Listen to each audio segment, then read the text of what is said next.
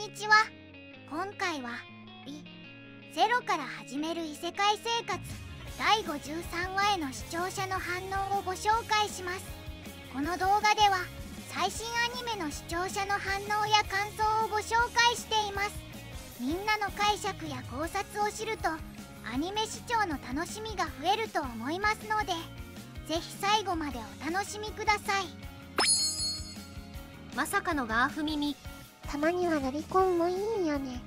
これがロリママってやつか。私にもください。ロリに目覚めてしまう。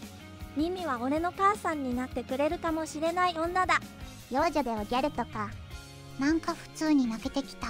ガーフィールが主人公みたいになってるじゃん。男はいくつになってもマザコンである。もう一人追加だどん。また新しいのが出てきた。幼女戦記始まった。滞在丼だけ来てんだよ。4人目どうやって勝つんだ。やべえやつオールスターになってきたぞ。魔女教全員集合でもしてんのか。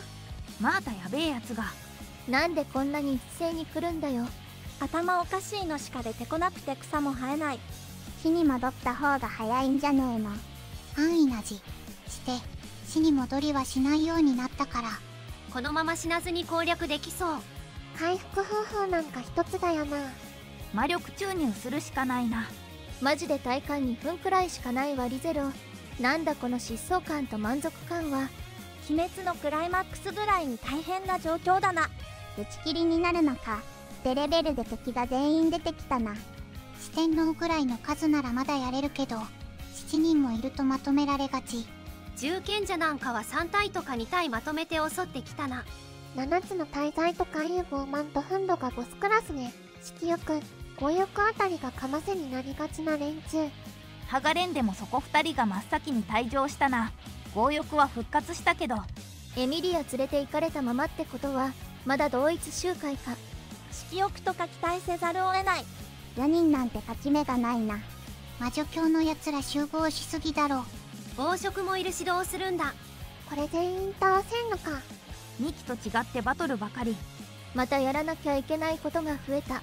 こっちもこっちでえらいこっちや。この石だってかなり強い方の石だ。はい。やべえ女に目をつけられた。この人いつも謝ってんな。なんだベテコーのフィアンセやったか。滞在司教同士で飲み会したら大変そうだな。案外ベテコーがムードメーカーだったりして。松岡くん推しだった。ジョジョ並みに疲れそうだこの収録。ペテルギウスは寛大な心で許容してたと思うわ。ペテルギウスと愛し合ってたってあの人なの。足が早くヒールしよう。ヤン提督なら死んでた。死なない程度のダメージですわ。もう目が赤い。よしセーブポイントできたな。能力厄介すぎる。町民皆殺し状態なのに死に戻りしないで続行。スケベ担当声優。また滞在司教が出てきたぞ。滞在司教のオンパレードかよ。魔女教やべえやつしかいねえのか。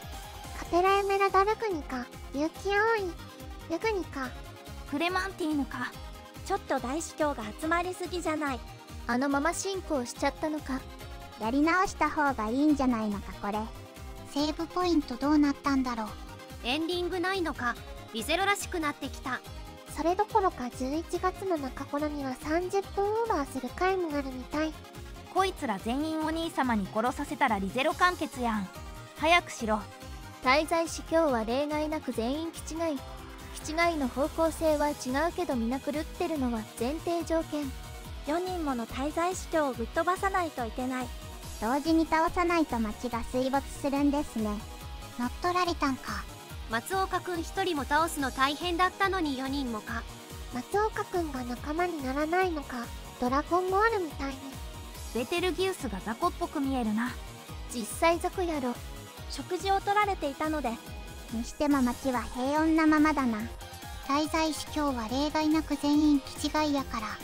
吉毛大好きなら3期は楽しめると思うで。こっからは90年代ジャンプ映画のオリジナル展開でよくある幹部戦の連続や。やん。少年漫画プラットの方が馴染むわ。死に戻ってないけどオットをあんなエンカウントしてたら死んでない。皆忘れてる予感。滞在司教集まりすぎだろ。バーゲンセールかよ。子供今回無事でもそのうち死ぬだろう。危機管理がなってない。頼りになりそうな王戦候補者たち VS 滞在司教の軍団の幕開けなのか。普通に今後もおもろそうやな。仲悪いけど4人分担して塔に立てこもる程度の連帯感。面白い展開になってきた。一人でも厄介なのに4人も滞在司教が。結城さんの鳴り声最高。誰かに似ているような。魔女倒せるような都市だったのなら滞在司教全員まとめて始末できるのか。これセーブポイント更新されてそう。どうすんねんこれ。とにかく耳が良い女だった回だった。ついに滞在司教全員登場したぞ。これからの展開も楽しみ。ミミの可愛いだけじゃない強いところも見れて最高でした。リゼロ3期は面白い部分だとは原作ファンの知り合いから聞いてはいたけど、アニメーションの力もあって本当頭一つ飛び抜けて面白い。